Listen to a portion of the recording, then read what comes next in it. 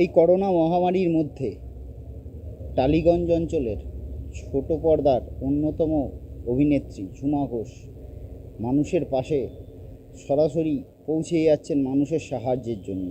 Corona আক্রান্ত ও যশ আক্রান্ত মানুষের পাশে পৌঁছে যাচ্ছেন ঝুমা ঘোষ।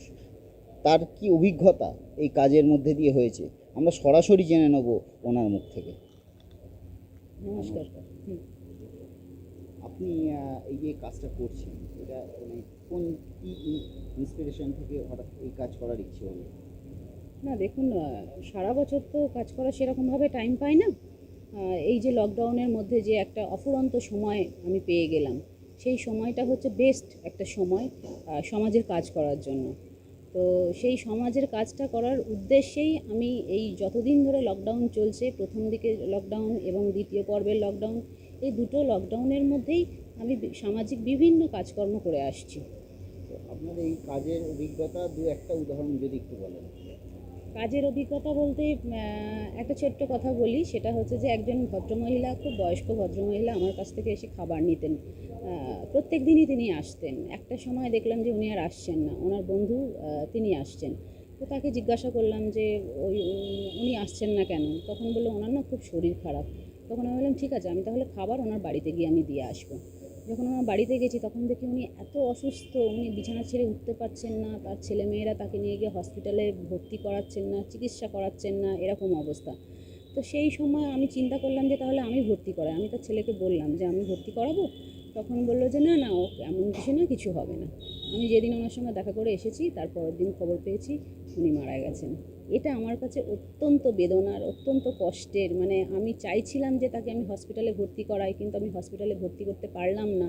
সেই দুঃখটা আমার থেকে গেল। আর মুখটা তার সবসময় আমার কাছে ভেসে উঠতো, যেহেতু সে প্রত্যেক দিন আমার থেকে খাবার নিত। সাধারণত যা শোনা যায় যে রূপলি পর্দার মানুষেরা রাস্তায় নেমে মানুষের জন্য কাজ করেন না, তারা রূপলি পর্দার ভেতরেই আবদ্ধ থাকতে চান, কি বলবেন? না, একদম না, একদমই ভুল কথা।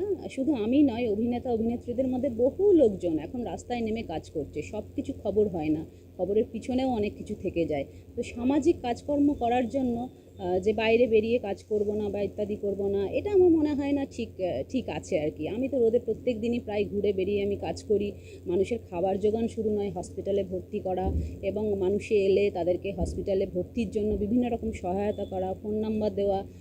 যেখান থেকে মানুষ আমাকে ফোন করে, আমি সকলকে আমি সাহায্য করার জন্য ওতপ্রোতভাবে যুক্ত থাকি এবং সবসময় আমি তাদের কথাই এখন ভাবছি। লকডাউনে আমি অভিনয় জগতের কথা আমি কম ভাবি, সাধারণ মানুষের কথা এখন আমি বেশি ভাবি। তারা আসে আমার থেকে খবরাখবরগুলো নেয়, কখন কোথায় কী অসুবিধা হচ্ছে সেগুলো আমাকে জানায়, সেইভাবে আমি তাদের গাইড করি। আগামী দিন এই কাজ কতদূর এগিয়ে নিয়ে যাওয়ার চিন্তা ভাবনা? অনেকটা এগিয়ে নিয়ে এসেছি। প্রথম যখন মানুষকে খাবার ডিস্ট্রিবিউশন করতাম, তখন অনেক বিশৃঙ্খল অবস্থা হতো। হয়তো লাইন ম্যানেজমেন্ট করতে পারতাম না, কি লোকেরা কিছুক্ষণ এসে দাঁড়িয়ে থেকে আবার চলে যেত, বা ঠিকঠাক ফুড ডিস্ট্রিবিউশনগুলো হতো না, কম হয়ে যেত ইত্যাদি ইত্যাদি। এরকম ভুল করতে করতে অনেকটা আমি ঠিক শিখেছি। এখন যখন আমি খাবারের জন্য অ্যারেঞ্জমেন্ট করি এবং লাইন বা ইত্যাদি করা, এই সমস্ত ব্যাপারগুলো খুব সুন্দরভাবে আমি এখন সামাল দিতে পারি এতদিন করে করে। আপনার এই কাজে কারা সাহায্য করে? কেউ সাহায্য করে না, একদম আমার নিজের, সম্পূর্ণ আমার নিজের আর্থিক সাহায্যের মধ্যে দিয়ে এই কাজকর্মগুলো চলে। বহু লোক চেয়েছিলেন আমাকে সাহায্য করতে, চাননি যে তা নয়, কিন্তু আমি কারোর কোনো সাহায্য এখনও পর্যন্ত নিইনি।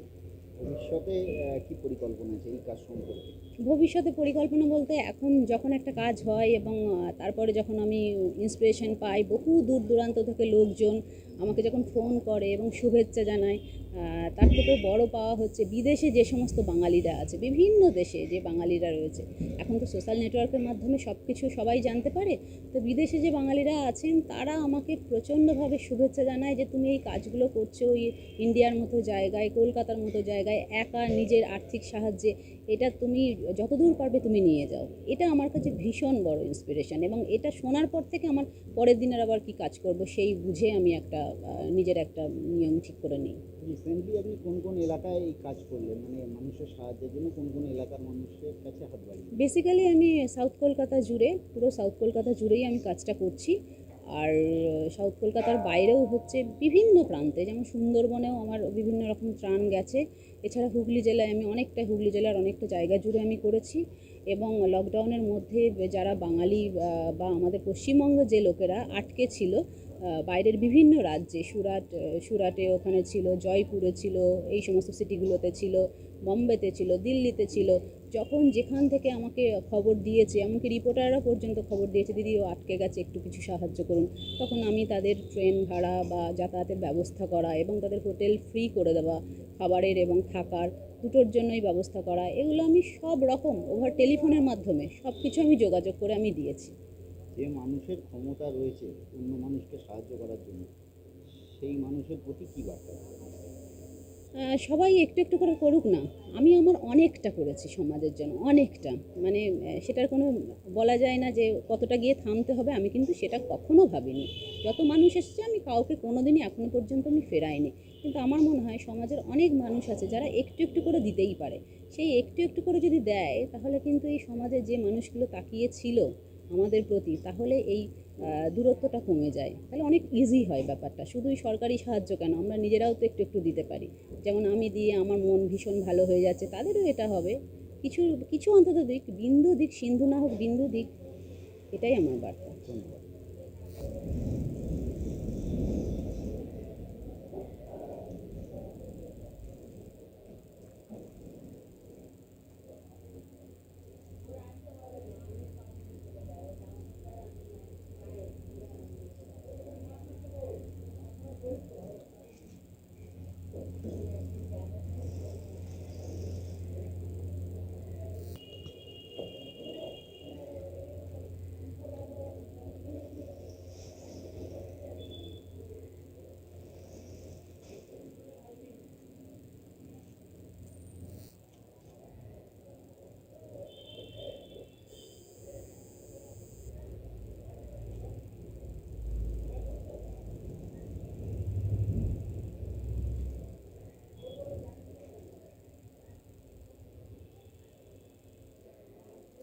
হয় নিপীড়িত মানুষের পাশে সবাইকে একটু একটু করে সাহায্যের হাত বাড়িয়ে দিলে সে মানুষগুলো আরও বেশি উপকৃত হবে, এমনটাই বললেন টলিউড জগতের ছোট পর্দার অভিনেত্রী ঝুমা ঘোষ। ক্যামেরায় রতনের সঙ্গে কলকাতা থেকে রাকেশ চক্রবর্তী, হিন্দুস্তান টিভি।